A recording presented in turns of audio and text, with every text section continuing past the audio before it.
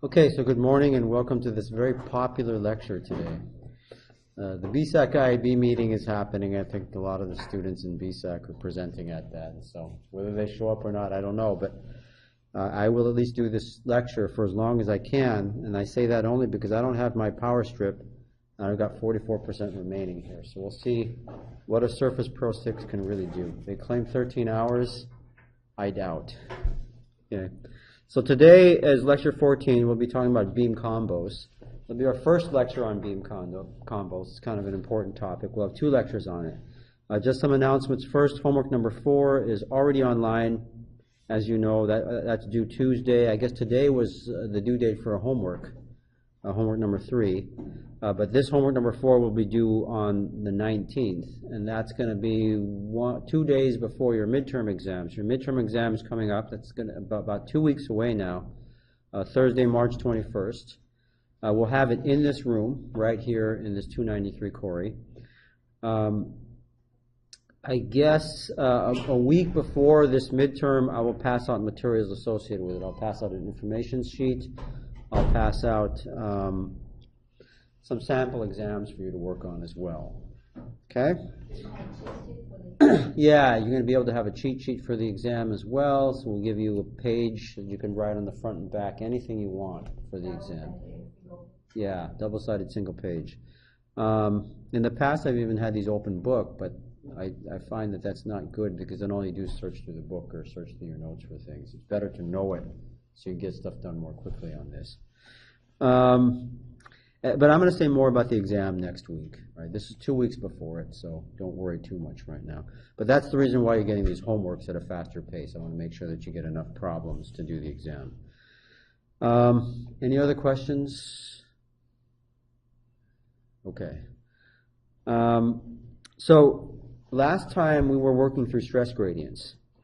And I guess it's unfortunate that the BSAC-IAB is happening now because this is a cool lecture, and they're all going to miss it. Those at the BSAC-IAB. But stress gradients in a cantilever, they're not going to miss it because it's recorded, so that should be it. The Berkeley Sensor and Actuator Center Industrial Advisory Board meeting. This is where all the industry come in, and so I was just there, and that's why I expect not many people will be in this in this lecture today. That's where they are right now. There's a poster session going on now. But we're taking a look at beam bending. So stress gradients in a cantilever is what causes beam bending. And so last time we were talking about why this is happening. So we have a process where we put down a sacrificial layer, and then we have the film on top of that, and the film was deposited at a high temperature, and we cooled it down. And we haven't released it yet. So this is all before release, what I'm talking about here. But before anything is released, what happens is everything at the high temperature of deposition is at 0 stress, we can assume. It's all stress-free. But then when we cool everything down, now things shrink at different rates. And so in this case, for this particular case we're talking about, we're assuming that the substrate shrinks at a faster rate than all of this film. And if the substrate shrinks faster than the film, what's going to happen is effectively it's going to impart compressive forces on the film. Right? It's going to try to it's going to force the film to get smaller than it wants to. And that's compression. And if I plot all of that on a stress versus Z distance, in this case, Z location, what I'm going to see is all of my stresses are going to be negative, because negative stress is compressive. So everything is below the Z-axis here. But it's not a straight line below that. I don't have the same stress at every location. I actually have different stresses depending on how deep I get into my structure.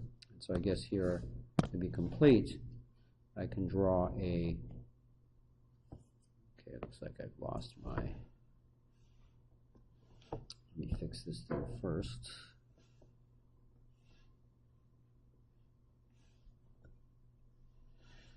Okay, so I can plot my axis here. So that's my Z direction going through this. Okay, and let's say this is the 0 point of my Z direction. Right there, that's 0 on my Z direction. Okay? And this is, I guess, what I'm calling minus capital H over 2. and this right here is plus capital H over 2. Okay, so that Z direction through that film, this is the film before cooling, right? So this is at the high temperature before cooling. But when I cool, now this is where all things go haywire. Assume that the substrate shrinks more than the structure, but different parts of the structure at different heights here are going to be shrinking at different rates as well. And so if I ended up having large grains at the bottom, which you might think would happen because those things have been around the longest, the atoms can come together and form larger grains, whereas the most recently deposited stuff, the atoms haven't had time around to create larger grains, so I have much smaller grains up at the top. Once I cool everything down, just like the marble situation we talked about, I can fit many more of the smaller grains into a smaller space, so that's what's going to happen. They're going to shrink to a smaller space. The larger grains cannot shrink to that smaller space. And so I'm going to end up having less compressive stress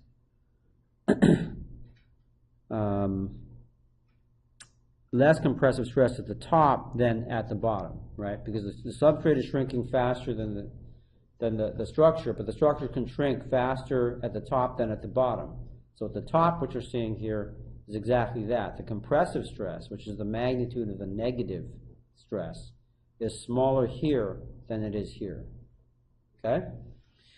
And so that's what happens right before release. And so what I'm interested in is what happens after release, of course, because that's how we're really making our MEMS devices. And so after release, what happens? Okay, so after release, well, we can look at after release and after release before bending here is what I'll look at. So before bending, what happens? We sort of think of the release as a process. And when you release the structure, what happens is it's going to be able to release a lot of the stress that's in it. And so we're going to have what I'll call our intermediate state.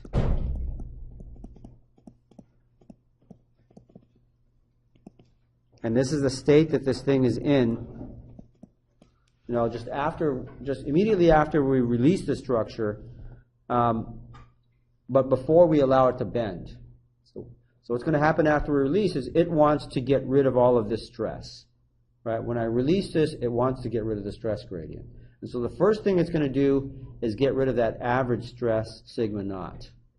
Okay, it's going to just push this thing all the way across. So my average stress used to be here. I used to have my line here. I can draw that straight. All right. Better than that. So that should be parallel with that. It used to be there, but this thing now moves so that I zero out that stress. Okay, and so what's it doing to do that? It's basically just getting longer. So I could say that it's moved in the x direction there by some delta x, and it's done that because it wants to relieve that stress. And it can now do that because it's got no sacrificial layer underneath it, forcing it to be smaller than it wants to. Okay, so as soon as that sacrificial layer goes away, it expands the way that it wants to. I'll just show this right here as my z direction there. And so what just happened here? I'll write it all out here. So we removed the sacrificial layer.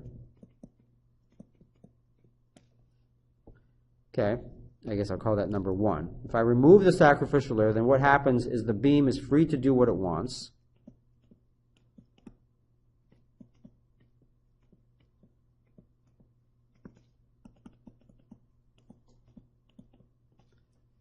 And what does it want to do? It wants to stretch.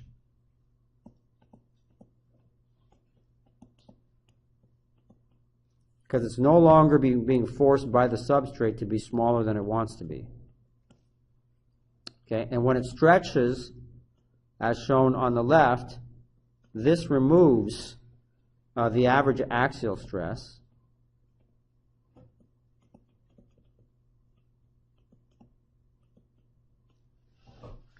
Okay, and so that we have this getting longer. So the beam gets ever so slightly longer here.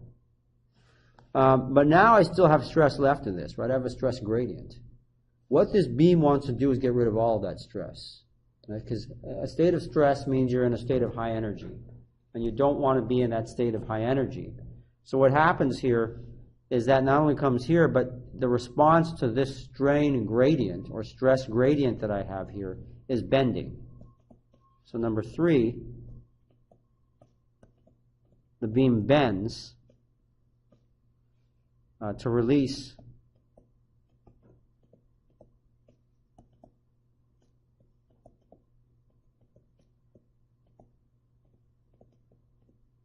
the stress gradient. Okay, so it bends like you're seeing at the bottom here. It's going to bend with some radius of curvature. And usually to determine how much it bends, you want to know what that radius of curvature is. Right? And sometimes you'll model how much it bends by just measuring or keeping track of what this distance is. Right? We want to know how much does it bend up, because we don't want it to bend up at all. We'd like this to be 0. But because we have this stress gradient, this thing is actually bending up. And we don't like that. But the beam certainly likes it, because after bending, what happens? This is the final stress profile. There's no stress in this. It has relieved all of its stress. So down here, after bending, I can say all stress relieved.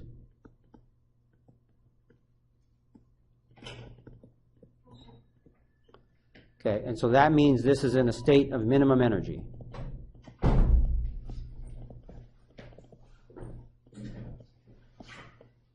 Excellent. The BSACers are coming back. Poster session is over.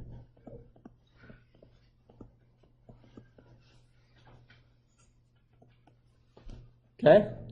So this is where the beam wants to go. This is why everything is bending up, because we have that initial stress gradient.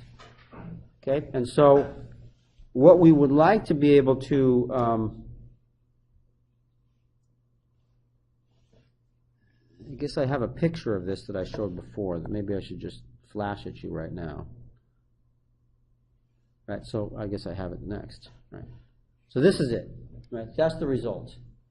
Okay, what we just described is exactly what's happening here. You can see these things bending up out of the plane there, and these are bending up out of the plane a good distance. And this is happening because whoever deposited this did not do a good job with the recipe, or did not anneal this at the end to get the grains the same size. I guess I'll mention that right now. One way to fight against this, right, is to, before releasing this, anneal it.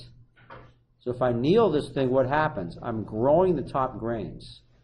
Right? Some of these grains will coalesce together to create larger grains so that the top looks more like the bottom. Okay? And if the top looks more like the bottom, I'm going to get less of a gradient in stress there, and I get less bending. So one way to solve this problem is through annealing. But if you don't do any annealing and if you don't deposit correctly, you're going to get this that you're seeing right there. So what I want to do is model this now. Let's put some math into this so that we can predict exactly how much this thing bends up when it does bend up. Okay.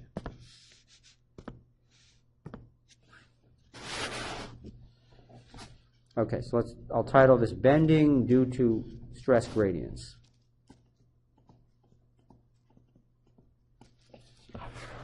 This thing is stable.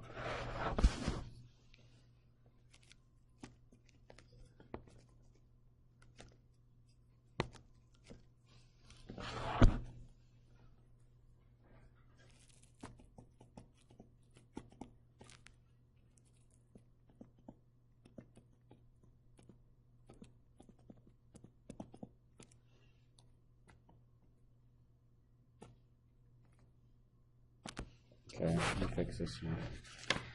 So I found a way to get rid of the noise in the background, and that's basically to lift this thing up. It's shaking right now.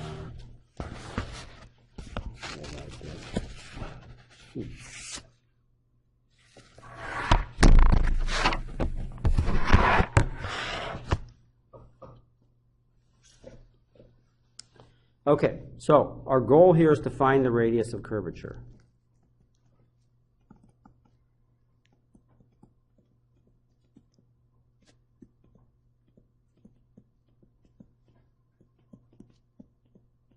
And once we find that, that's going to give us the z prime that I drew in that previous slide there. Let me go to the previous slide. All right, this z prime. Okay? And so I know a couple things. So I know that prior to release, I have an axial stress. And that axial stress, just from this plot that I have here, actually the plot should be the one before, so let me show that. This plot right here, I can write an equation for that stress. And that equation is just going to be sigma, that total stress is equal to the average stress, which is sigma naught, minus sigma 1 divided by h over 2 times z. Right? It's just a linear equation, and that's all that is. And so I'm going to play the tricks that I played last time and find out what the internal moment is due to that stress. And that internal moment is going to just be the sum of all the moments caused by this stress profile, just like we got last time. So I'll call that mx, and I'm going to integrate from minus h over 2 to h over 2. I'm going to integrate that force component we saw last time, w dz, times sigma, and times z at that point. Okay, and so this is going to turn out to be a similar equation to what I had last time. So minus h over 2. The difference being that last time I actually put a force on this, and we were calculating the response moment to that force. This time we actually have residual stress within the beam that's creating that moment for us that then bends the beam. And so this then becomes, plugging in sigma into this, this becomes z times sigma naught minus sigma 1 times z squared. Not sure why the pen does this, but still can't figure it out. Sigma 1 times z squared divided by h over 2 dz. Okay, so we're just now going to just integrate this thing here. And so this ends up being w times 1/2 sigma naught times z squared minus 2 times sigma 1 times z cubed divided by 3h, and again, now going between my integration limits from minus h over 2 to h over 2. And if I go one step further, this then becomes w times 1/2 sigma naught times h squared over 4 minus 2/3 sigma 1 h squared over 8 minus 1/2 sigma naught times h squared over 4 minus 2/3 sigma 1 times h squared over 8. So you can see some repetition in this, and you can see some terms that actually cancel here. So this term with sigma naught, which is my average stress term, that cancels out of this. These two cancel each other. Right? So that basically says this thing moves so that the average stress is 0. So even in the equation, we're seeing that that's what happens here.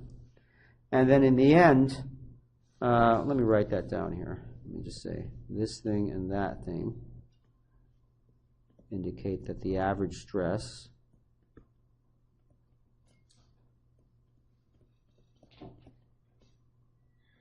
cancels out. And so finally I can write an expression for my total moment that's going to bend this beam as being minus 1/6 sigma 1 times w times h squared. Get these further apart. Okay, that's the total moment that's going to bend this beam. And so what I want to do now is figure out how much that beam bends. And so I'm now interested in the radius of curvature. So thus, knowing that moment, I can get the radius of curvature just from the equation that we had before that relates these two. So remember the equation 1 over the radius of curvature is equal to minus my moment, mx, divided by Young's modulus times my moment of inertia. And if I now plug in the value from mx into this, I take this and plug that in here, I'm going to, and rearrange a little bit, I'm going to say that the radius of curvature is going to be my Young's modulus. I guess in this case, let me be very specific about this now. This is going to be my biaxial modulus that's doing this. Okay, provided the beam has a certain width. I'm assuming the beam is a little wider than just a single string like that. So that'll be my biaxial modulus. So this will be R is equal to biaxial modulus times moment of inertia divided by my mx. If I guess I'm plugging my mx in here, not there. So plugging in the mx, which has a negative term, right? This is still negative here. But plugging in my mx, which is negative, this now makes this positive. So that's 1/2 E prime over sigma 1 times h. Okay, and here I've also plugged in my moment of inertia. So that's 1/12 times WH cubed for this. And again, let me point out that this is my biaxial modulus.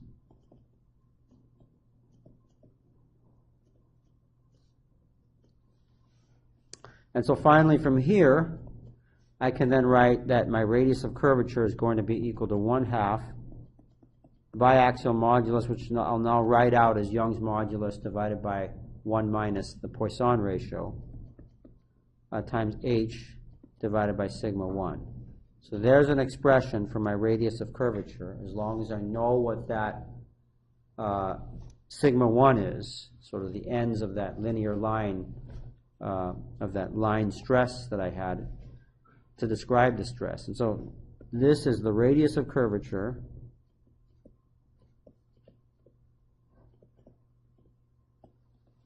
for a cantilever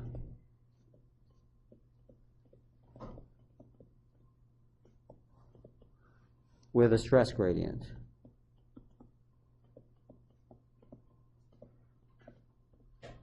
So specifically, I could say it's a linear stress gradient, but normally they are. If it's not going to be linear, we'll say a nonlinear stress gradient. Okay? So that's my radius of curvature. Now, once I know my radius of curvature, this is nice to know. Then I can get my z prime.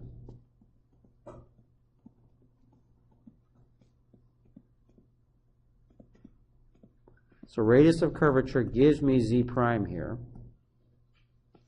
And how do I go ahead and calculate that? This is just a geometry problem now. And so basically you have your beam. It's bending up like that. You can assume that this is just like a circle there. And so I can project out here what my radius of curvature would be. So I could project here and project there. So this is going to be my radius of curvature like that. And I'm going to have a certain angle here. I'll call theta L. And right, I want this distance here, z prime. And so to get that z prime, I basically can just integrate over theta L.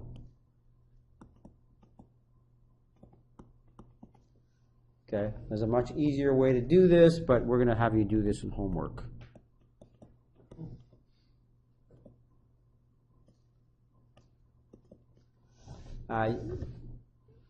You can also do this without homework too.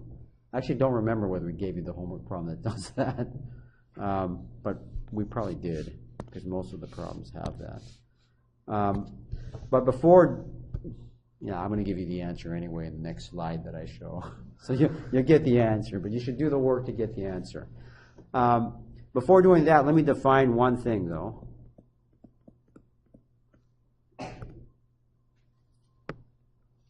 Let's just say definition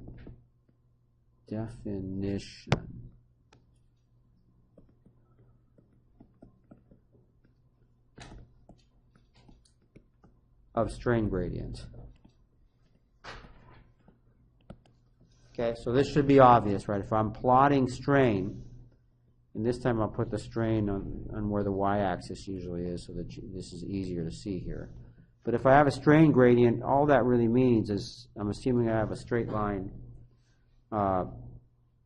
strain versus a z plot. And if this is h over 2 and this is epsilon 1, then the slope of this thing is by definition what we're calling our strain gradient.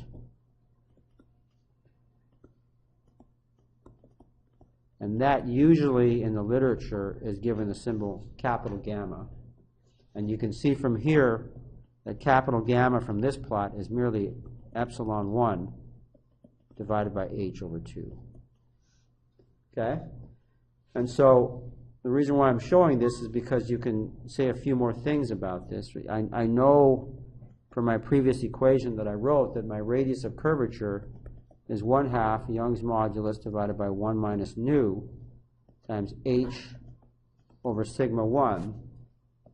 So I can rewrite that as h over 2 times biaxial modulus divided by sigma 1. Okay, but I know what sigma 1 is here.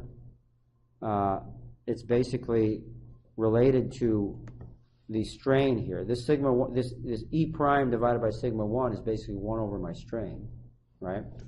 And so I can just write this whole thing as h over 2 divided by epsilon 1. And so now I can see that this is just 1 over gamma. Okay? And so from here, I can conclude that 1 over gamma, if I rearrange that, gamma is just equal to 1 over the radius of curvature. Okay? So if I have a linear stress variation through the thickness, I know the radius of curvature without even thinking.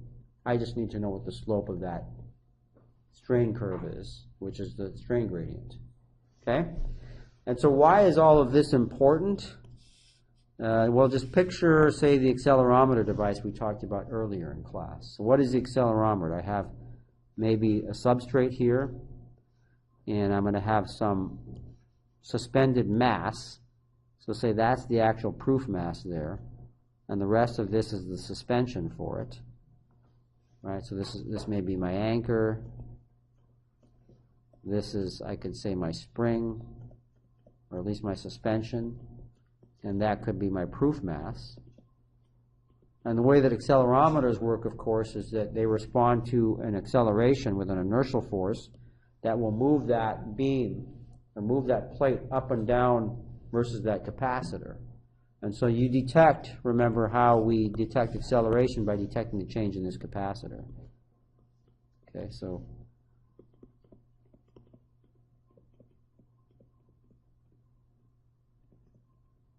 detect an acceleration via change in that capacitor there. We'll call that C. Okay, well, just think of what happens if you're fabricating this thing and you have a strain gradient in this. If I had a strain gradient, this thing wouldn't look like that. It would look like this.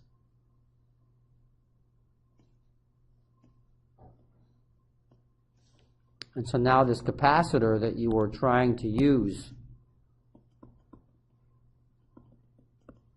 as your reference point here for whether you have acceleration or not, this is now, or you're fabricating these things now with an offset. Right? So now it's actually saying that you have an acceleration, but you don't really have an acceleration. Right? So this is a big problem.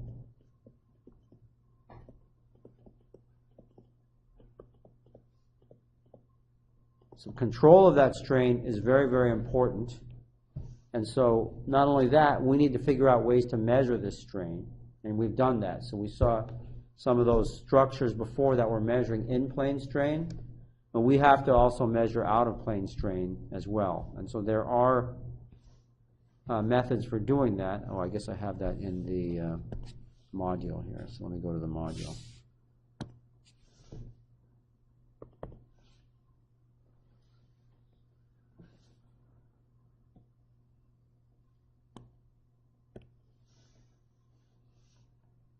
So in this module that we've been going through, okay, we've been going through this module fairly slowly, I guess I see something that I want to talk about that I skipped, but I'll go back to it. Right now, let's go straight to the point at hand.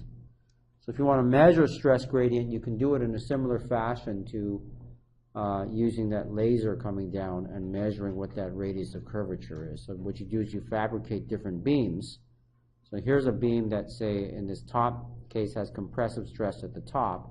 It's got compressive stress at the top, that's going to bend the beam down. It's got tensile stress at the top, that's going to bend it up. Okay? And so here's that equation that I guess I said you derive in homework, but I guess you see it right now. The Z, the amount of lift that you get here, I guess I'll do it in this mode. Right, this Z right here, I guess I'll call that Z prime. In this case, they're calling it Z. Okay, but Z is just equal to the strain gradient gamma times the length of that beam squared divided by 2. Okay?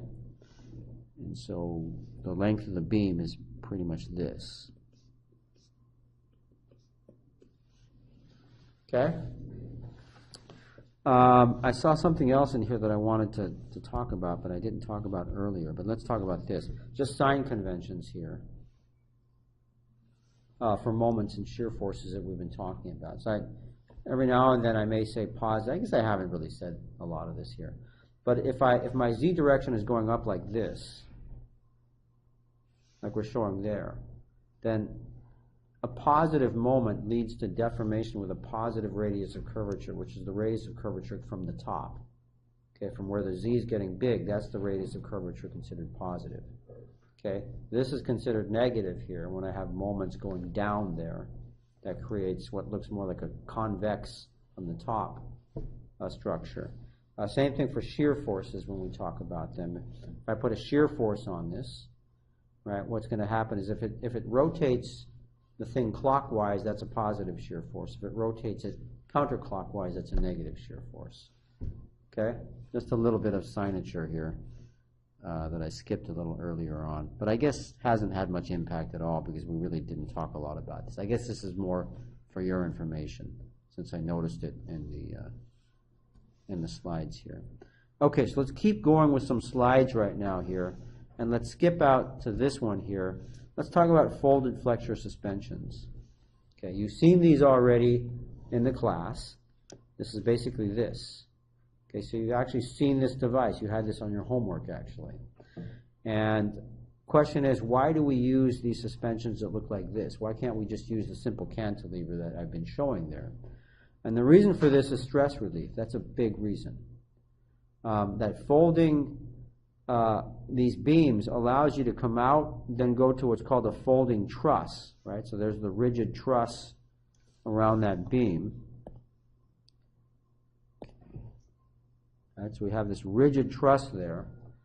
And what that does, it allows these beams to expand the way that, or contract the way they want. So say these beams wanted to expand versus the substrate, right? Everything expanding relative to something. So let's say relative to the substrate here. But say these beams are trying to come out like that. Okay, if I had an anchor at that point, that's a problem, right? Because that means that anchor would prevent them from expanding the way they want to expand, and what will happen is it could buckle. Okay, but look at this folding truss. This folding truss just moves with it. If they all want to expand, that folding truss can also expand with all of those others here. And so let me just say, the folding truss here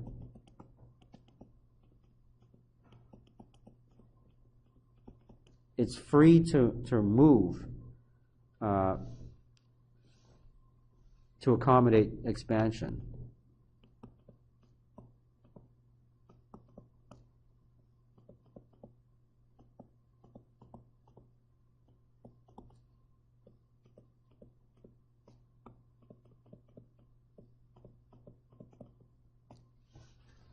Okay? And so that solves a lot of my stress problems right there. Right? A lot of the in-plane stress issues that I talked. This won't help me with stress gradients that can bend this up. Right? If something's going to bend up, this is not going to help me. But in-plane stress, this is going to help me a lot. And so that's why virtually every single MEM structure you see is using this folded beam technique. This was invented here at UC Berkeley. And it was Roger Howe, but it was Bill Tang and Roger Howe. I was the undergraduate gopher that got to work on these first devices at the time. But this is where they were invented, and everyone is using this structure right now in MEMS. You can see all the products out there, and the reason why is to relieve that stress. Okay, and so we can look a little further at this thing, and you're looking at this thing, and you're saying, why is it that this? Why are we creating something like this? Well, first of all, it is that stress problem that we're looking at, and maybe I should be a little clearer about exactly what that stress problem is here. And so if I go back to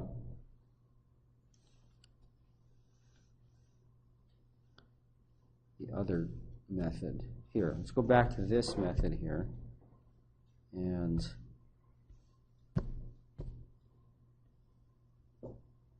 there it is. And so we could talk about that buckling effect. I should talk about that in a little bit more detail here when we talk about our folded beam suspension here. Okay, I got to do that.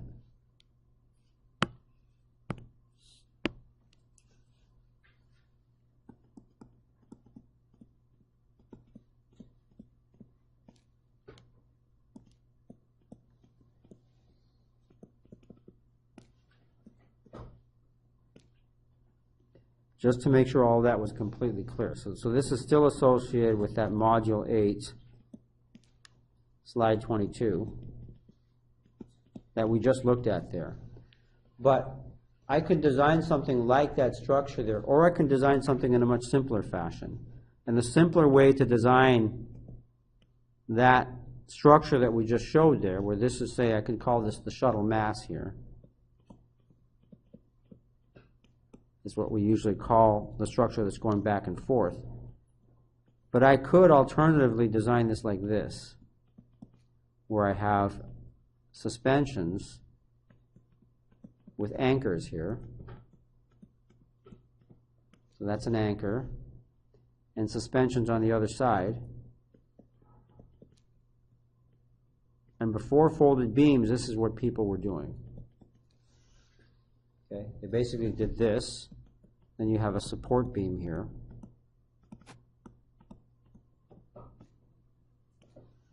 As well there. And so it's the same process, right, that we've been talking about all the time, right? You deposit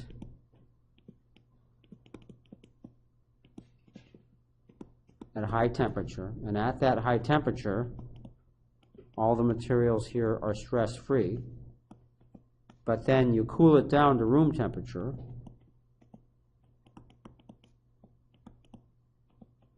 then you get that stress, which just does all sorts of things to you. And if I have compressive stress, that's the worst situation.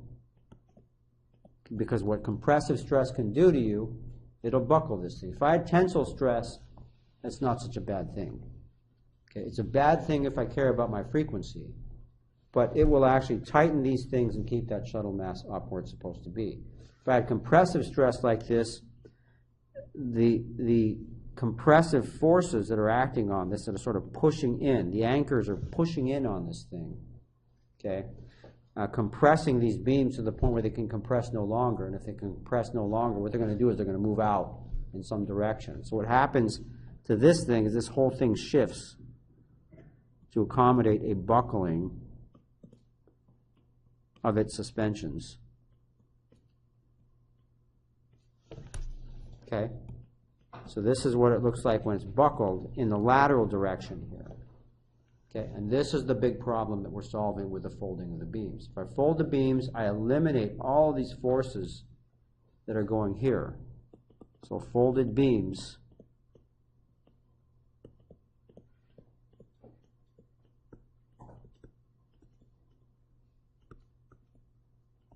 eliminate these buckling forces.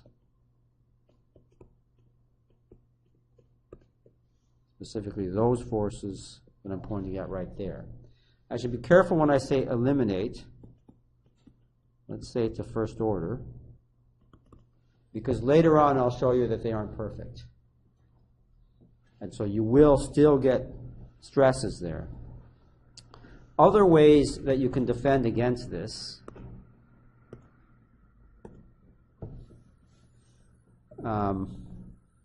or let's just summarize how to defend.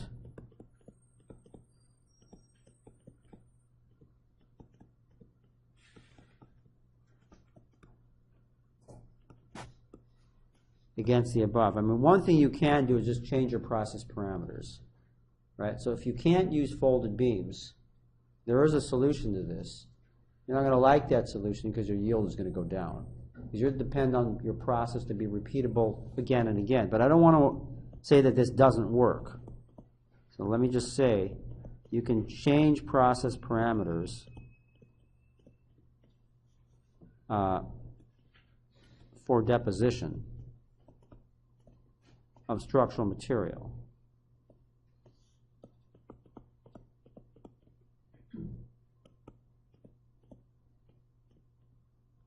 Okay, and in a lot of cases you can try to do that, but it's never perfect.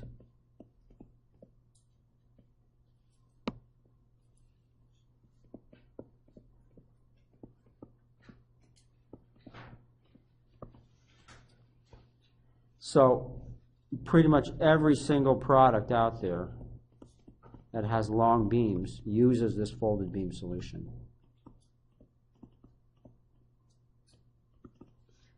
Okay, and so there's where we get to those folded beams that we talked about, but let's say a couple more things about the folded beams here. Okay.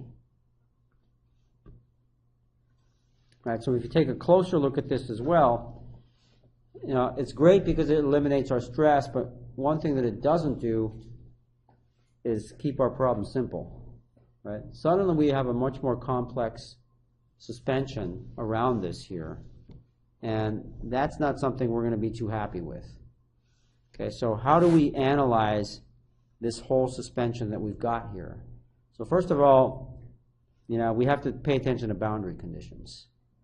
And so let's talk a little bit about the boundary conditions we have in this folded flexure here. Let's first ignore its complexity and then talk about the boundary conditions, because we always have to start with that. So first of all, we have a clamped end here. One red. Right, so if I have a clamped end there, then what that's going to tell is going to keep that at a 90-degree angle there. Okay, so both of these will stay at a 90-degree angle. That's my boundary condition there. In addition to the fact that that won't move because this is an anchor. Right, this whole thing right here is an anchor. Okay, how about along this folding truss here?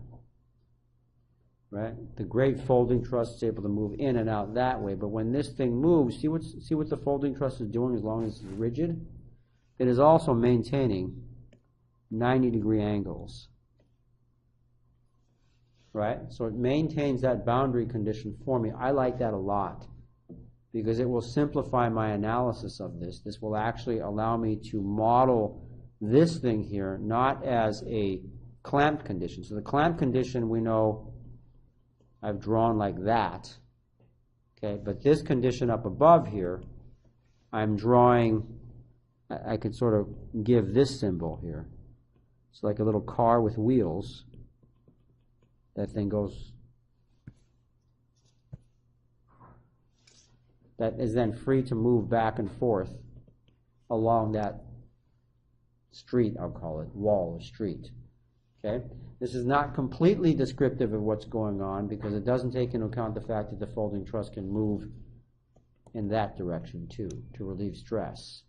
Okay? But it's close enough that that's what we're going to end up analyzing when we analyze problems like this. Now the other thing that I should point out here is that if I look at these beams, and I think I pointed this out before, if I look at these beams and I see that this is a 90-degree angle And I should say also, this is also a 90-degree angle. This is also a guided boundary here. And so that's what it's called. This is a guided end condition. Whereas before, this is a clamped end.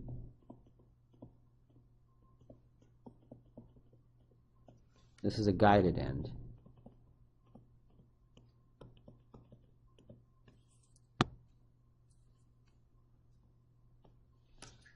Okay? And so these are two different boundary conditions. And again, when you're solving mechanical problems, you have to worry about those boundary conditions. But I'll model that. But the other thing that I can see is if I look at this beam here, I now have 90 degrees there. I have 90 degrees here. This beam is bending, but it's completely symmetric in how it's bending. In other words, this point right here is exactly like a free end. Okay? I don't know if you can see this, but you can prove that this is moving exactly like it's free. Okay, which tells me that if I have a 90 degree at that end and free at this end, that's a cantilever. It's exactly what a cantilever is. I've clamped it on one end, the other end is free. So I can think of this as a cantilever.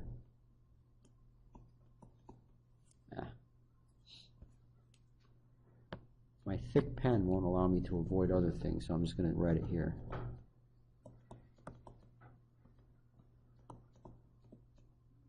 That's a cantilever.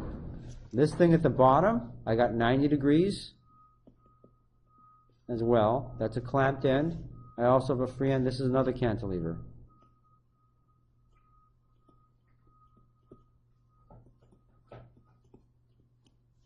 So this is why we went in depth on how a cantilever behaves. Because when I look at any suspension in MEMS, I see cantilevers. And now all we have to understand is how to put those cantilevers together. Okay, it becomes very simple to solve complex spring systems if you can just understand that concept and use a little bit of circuit design know-how. But first, before doing that, just here's some other beam end conditions. So there's a whole slew of beam end conditions you can have. So you have free, which we've talked about.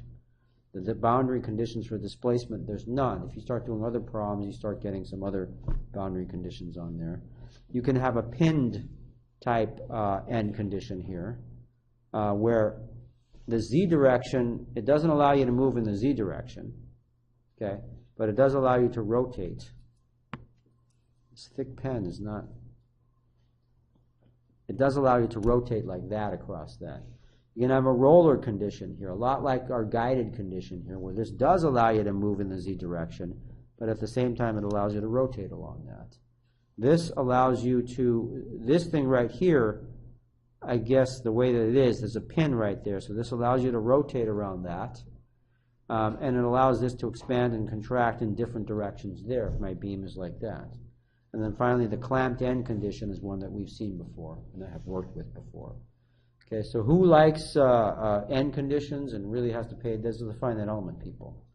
So if you ever do finite elements, that's all, like I said last time, that's all it is. You're making sure that the boundary conditions between elements are consistent throughout your structure, and then you can solve for the whole thing. And so for our particular case, for a lot of MEMS things, in Gary Fetter's PhD thesis, he was at Berkeley sort of overlapping when I was here in 1994. But he did all of these different analyses that you can do yourself. They're easy enough to do, just like the ones we did. So here's the cantilever. There's the equation that we came up with for the cantilever.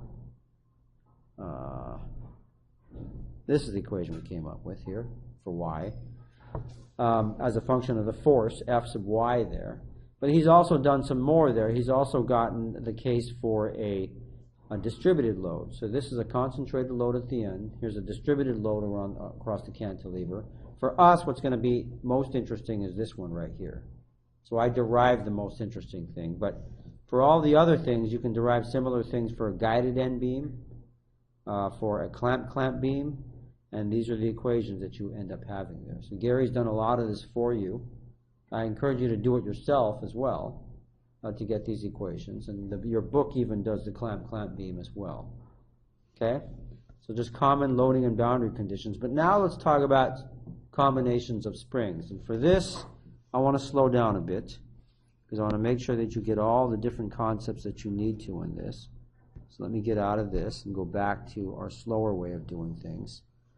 And what I'm really interested in is solving complex problems with springs. And so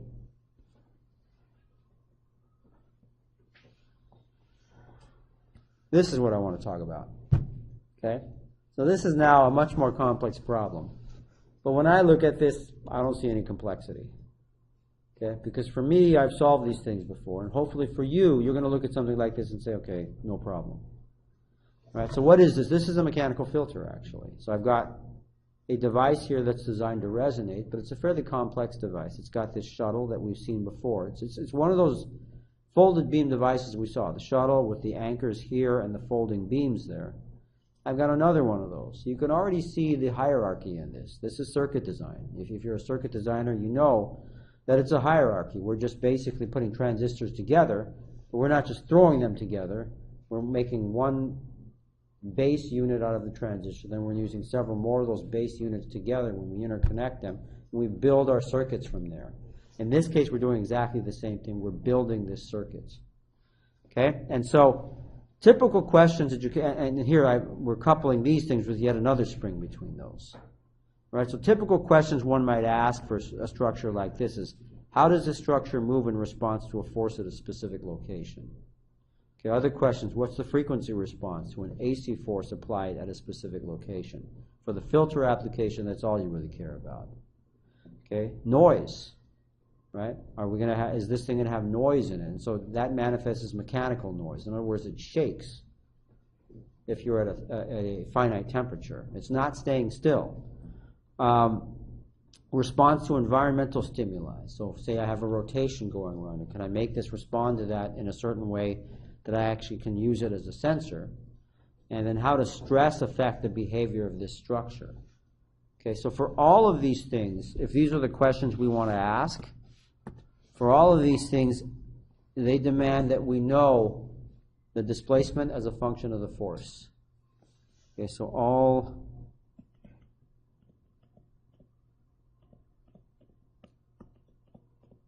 sort of demand knowledge of x as a function of force, which I'll call capital F. Okay? And this, in turn,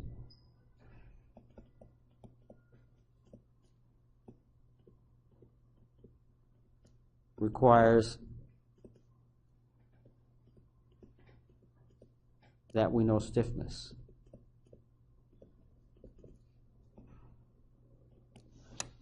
Okay? So what I want to do is get x as a function of f, but that's going to be basically getting a stiffness. So I want to determine the total stiffness in this structure. So say I do something very specific to this. Say I'm applying a force at this point A. So there's a point A right there on this part of the structure. And I'm applying a force right there. I apply this F sub A. I want to know how much response I get there. I want to know x sub A after applying that force there. And so I'm basically just getting a transfer function for this whole thing. Okay, and so how do I go about getting a transfer function? I need to model this as a circuit. And so I'm actually going to start drawing a circuit diagram for this in terms of the things that I see in front of me, which are masses and springs. Okay? And so before doing that, anytime I'm trying to build a circuit for this, a symbolic circuit, I want to point out different pieces of this thing. And so let's start labeling pieces of this thing. So first of all, I've got these things here, which obviously are my anchors, already labeled. I have these things out here, which are folding trusses. Now, the anchors I don't really care about in my circuit diagram completely, but I need to know where they are because that's what grounds everything. So in a mechanical structure here, and so I want to know exactly where my anchors are. And so let's start building this circuit on the right side here. So I'll do this. And let me also just point out, we're doing a procedure here for getting this transfer function. You look like you want to take off, but you're hesitant. Is it IAB? No, okay. Because you're sort of zipping up in that sort. Anyone who needs to go for IAB, just go. I don't want to hold you in this. So one, okay, you can build the circuit here. That's the first step that you want to do in solving this problem here. So I want to build the circuit.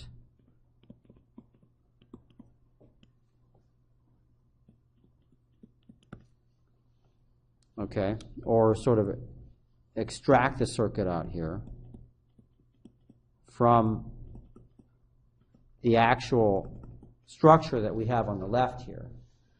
And in this case, we're going to build this circuit, but we're going to do it in the x direction.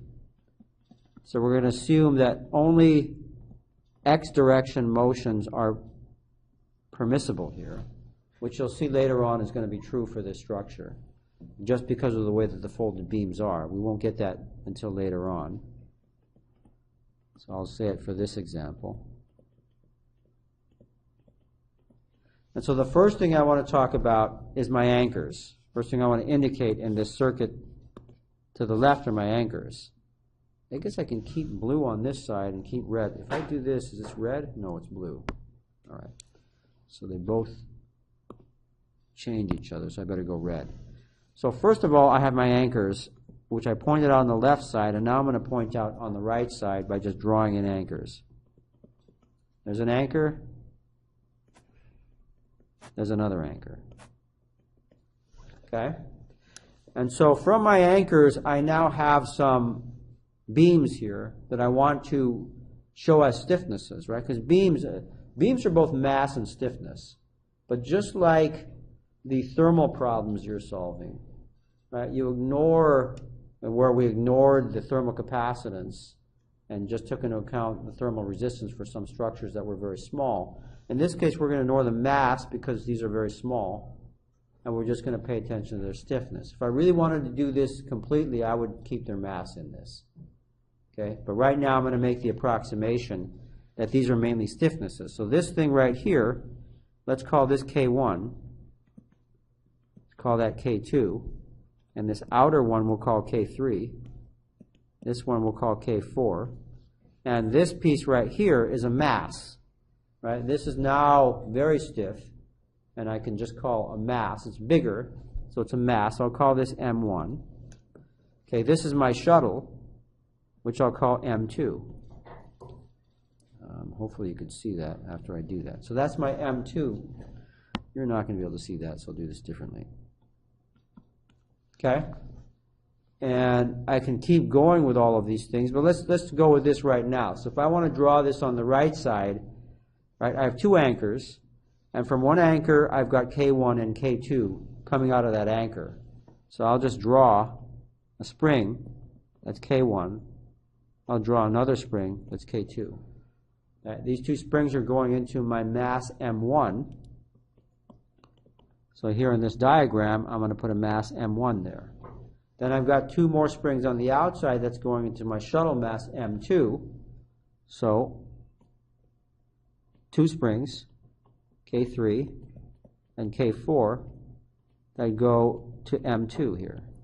But M2 is much bigger than I'm drawing here because on the bottom side I have exactly the same thing. I haven't labeled those springs, but I don't need to. I know at the bottom side I've got exactly the same thing, and so I won't label them.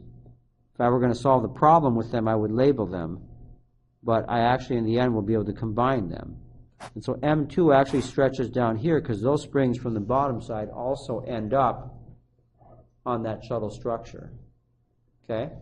Then from here what happens? I guess I've got yet another spring that I have to worry about here.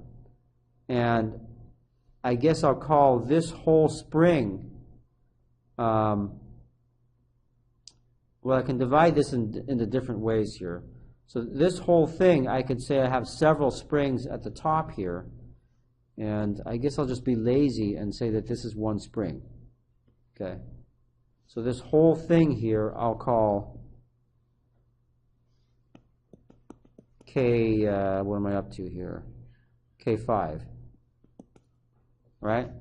So that whole spring I'll call K5, but that thing is a complicated thing, right? That consists of a number of other springs in it. And so I'm assuming I've already combined all that. And so on and so forth. I'm not going to draw this whole thing because I'm actually not going to analyze it this way with this circuit. I'm going to analyze a reduced circuit for this. And so I guess before reducing that, let me just label some of these. If that's M3, then that's M3 there. Okay, and then so on and so forth. So I've drawn my circuit there. Once I've drawn the circuit, now I want to analyze the circuit to get x as a function of f, displacement as a function of force. Let's go back to this side here. I'll go back to blue and say that the second step, once I've achieved that circuit, is to analyze to get x as a function of f. Okay, so x is displacement, of course. F is force. So how am I going to do this? I'm going to do this by paying attention. And so, yeah, let me go back here. So I'm going to do this. Let's first take the simplest case that we can possibly get. Right? You know this problem already. You know that if I have an anchor here, and I put a spring there, and that's attached to a mass, then if I apply a force to this mass in that direction, I'm going to get a displacement in that direction.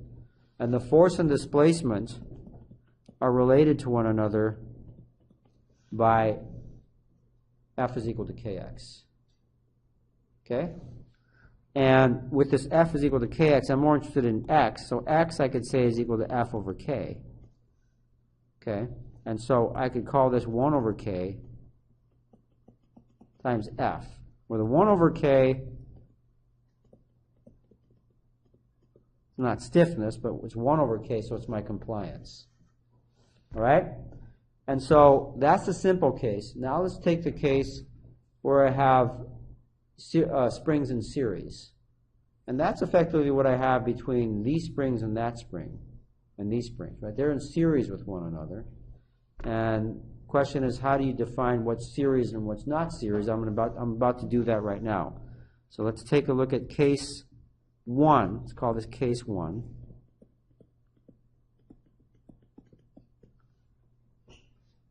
And that is a series connection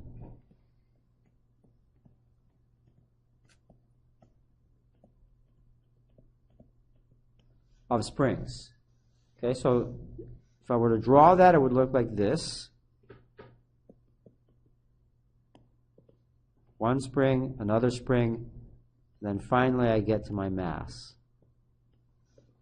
Okay, now the issue that most people have with these types of problems is they can't tell what's in series and what's in parallel. Okay, it's pretty obvious in this case that these are in series. If I have springs K1 and K2, those are in series on this. But how do I know that they're in series? And again, it's very obvious from this picture here. But the best way to do this is you have to say that if you're trying to go from ground, which is right here, to the point at which you're applying your force and measuring your displacement. So there's my force being applied there. I'm measuring my displacement here, which I'll call x total. Okay, and this is what I want. For this problem, I want this. But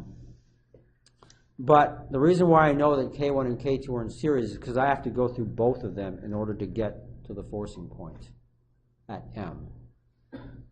Okay, and so I'm going to write that down. It seems simple enough here, but I'm going to write that down because, again, this is where people run into trouble with these kinds of problems. Right, so these are series.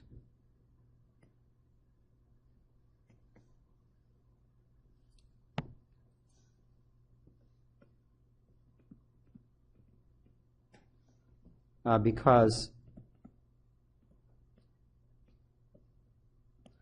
one must go through both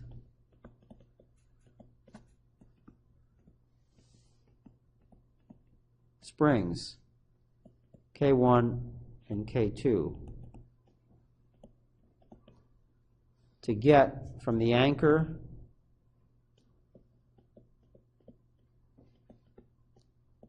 to the forcing point. Okay? Easy to see here, but when we start getting beams, maybe not so easy to see. And so anytime you want to figure out what series and parallel, keep this in mind right here. Okay, so how do I solve this problem here? I have to know a couple things first. And so the first thing I want to pay attention, I want this x total here. And therefore, if I want that x total, I need my total stiffness. I need K total. So effectively, I'm looking for x total is equal to 1 over K total times my force F. Okay? But the next question I'm going to ask is, okay, I know I'm applying a force F here. I'm going to try to divide this problem into individual springs here. So let me go to green here. And let me say that what I want to do is I want to say this distance here is x, x1. That's my x1. Okay? And I guess specifically, no, let's not do that. Let's call this capital X1, which is sort of the DC term. That's the original length of that spring. And then I have a little x1. That is the delta x that I get. Okay? So this is kind of like circuit nomenclature. I should label this. So this is the original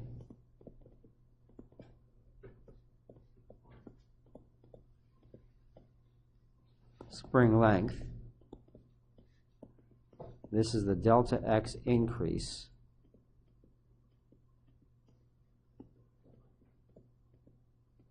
As a response to the force being applied to that. Okay, so I could say that for x1. I could say the same thing for x2. So for x2, I can go here and I can say this is capital X2,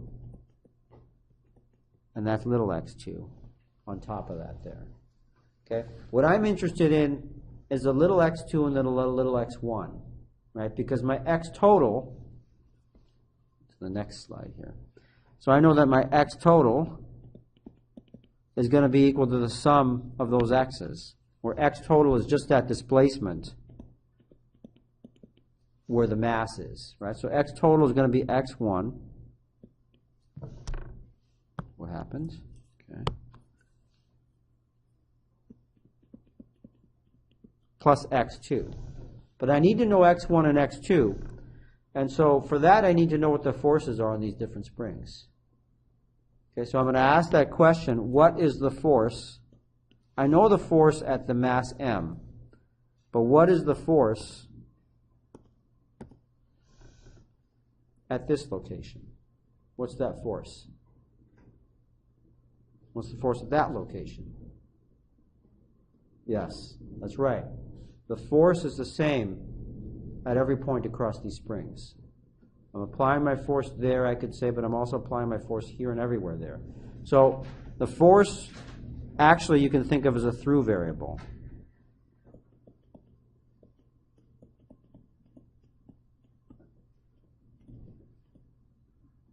It is like current if you're solving an EE problem, a circuit problem. And so with that, I can now write a few equations relating each of those displacements to their forces there. And so I can now write that x1 is just equal to the force over k1, and that x2 is just equal to the force over k2. Okay, I can put these and use these then in this equation up here to say that now I can write this as F over 1 over K1 plus 1 over K2. And this, if you can recognize, if you're an EE, you recognize this as just the parallel combination, or at least the parallel operator operated on K1 and K2. I should be careful saying parallel combination because these springs are actually in series, right? And so they're different than resistors in parallel, at least I should say. And so, but I can write this as F over K1, that operator, the two-line operator that I'll call over K2. That then is equal to F over K total. And so obviously I've written my expression for K total, but first let's define that operator. Right, so let me just say that this two-line operator is that same two-line operator that if you're an EE you've used many times. So that's defined as A two-line operator B. That's 1 over A plus 1 over B. Or that's equal to AB, if you multiply that out, obviously, over A plus B. So that's this operator that I'm talking about right there. Now, I'm not calling it parallel, which you usually call it in circuits, because these springs are in fact not in parallel, right? They're series, but they act like they're in parallel. And so in the end, I can write that the total stiffness of those two series springs is just that two-line operator between those two stiffnesses, K1 and K2. Okay, and so this is what we get for K1 and K2 in series. And so if you're an EE, just write this down.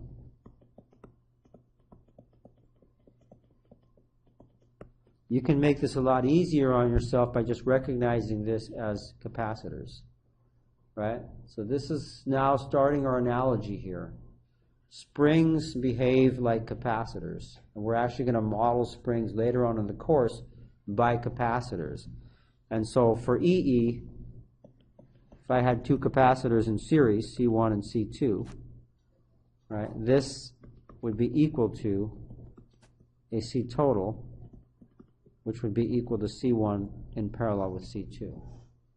So for EEs, basically, springs combine like capacitors.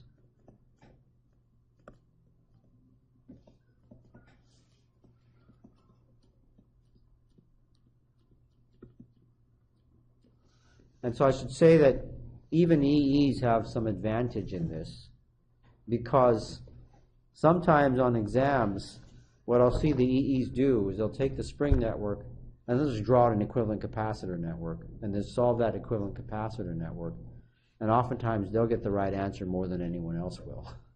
So if you're comfortable doing it a certain way, just do it that way. Okay? All right, so that's series springs. So now let's talk about parallel springs. I guess I'm already in blue. And so my second case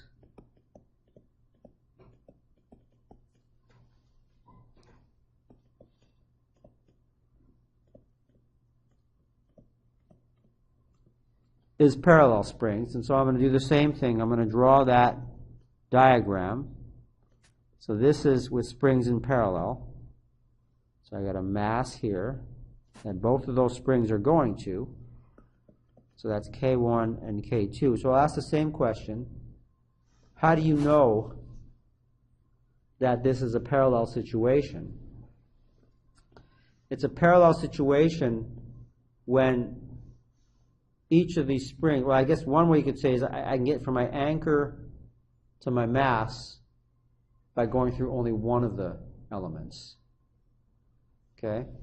So let me write that, just like I did before.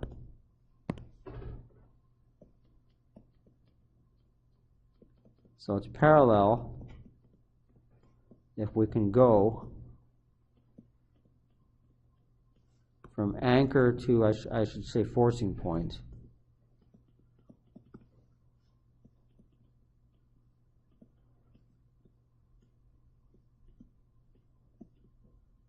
Via only one of the springs. So either K1 or K2. Okay, that's a good way to see that this is parallel. And again, that's not going to be so easy to do later on in the course. But for each of these springs, I can define the same thing that I defined before. I can have an X1 associated with that spring and X2 associated with that spring. if I'm applying a force F right there. And so this mass here is the x that I'm interested in. That's x total. And so if they're in parallel, obviously x total is the same as x1 and x2. This is another way to tell that it's parallel. Okay.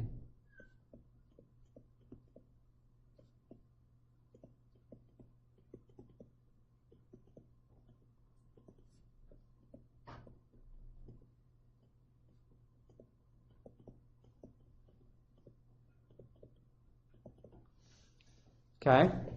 And so with all of these things, now it becomes fairly easy, because this x1 here, I can now express as, I guess I could say that this f1 that I'm getting, and so now the difference here is I have the same x across all of these, but the forces are different, right? This one with k1 has associated with a force f1 is going to be equal to k1 times x1, but now I can call x1 x total, right? This x2 here, I could say, I can write an equation as f2 is equal to k2 times my total x there. And so for the whole thing, my total force has to be equal to the sum of the two forces, right? The total force acting on M has to be equal to the sum of the two forces. But now I can write that as K1 plus K2 times X total there, okay, which means that this summation is K total, which means I can write K total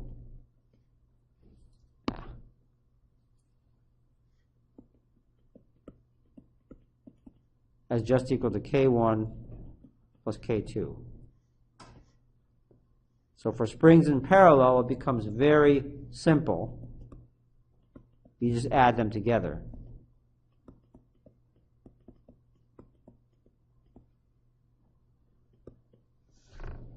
Okay? And so that is sort of the symbolic description of this whole thing. Let's now do something more interesting and look at some actual beam systems here. So let me go to these down here. So I'll grab this.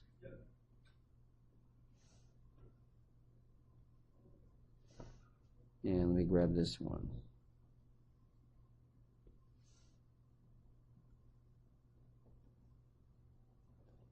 Actually, I want this one a little further out.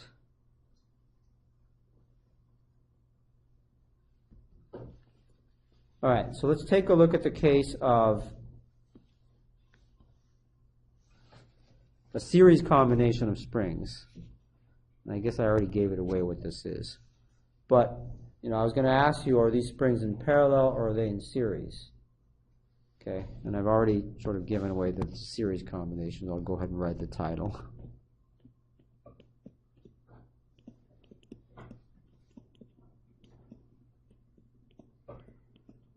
And so looking at this, some people are not able to see immediately that these are in series.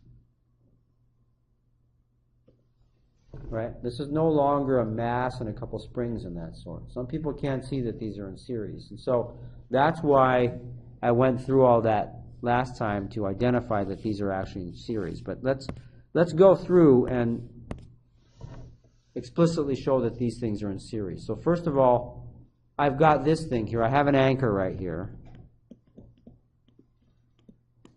And I have my free end where I'm actually applying my force at this end here. And so if I were to look for a y total, this is it right here. So the up and down are the y direction, right? This is my y-axis here. And so I can call this my total y displacement that I'm getting there. But if I look at this in my total y displacement, I could say that this first one has displaced by this amount here. So that right here I could call a displacement y1 for beam number 1. Okay, for beam number 2, I can sort of draw this across there and then say that this amount here is displacement y2. And so I can see that y total is going to be equal to y1 plus y2. Therefore, these are in series. Okay? I can add together those two y's to get the total y. If I could do that, these are in series. And so if these are in series, I could also look at this another way. I can also see that in order to get to the final forcing point, I have to go through both of these springs to get to the final forcing point. Right? So two ways to tell it's in series. Y total is equal to y1 plus y2, therefore series, which I already wrote above there. Whoa, yeah, it looks like I'm running out of power here, but I'm making it through the whole lecture. Or you could see that you must go through both springs.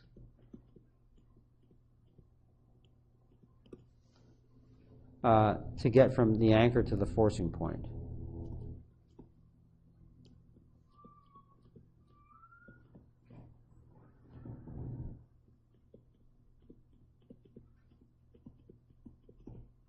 It also says this is series. Okay? And so, if they're in series, I now can write out what K total is very easily. That's just going to be equal to K1, that double operator K2. Okay, and so that ends up being what that spring stiffness is for this whole thing. And I guess what I want to do is lead to this. Right? You know where this beam is in this. This beam is right here. We just analyzed this beam and what its stiffness is in terms of the individual springs in this. I guess I'll do this next time because we're out of time right now. But we'll continue with this next time. We'll get to that big filter and analyze the whole filter next time.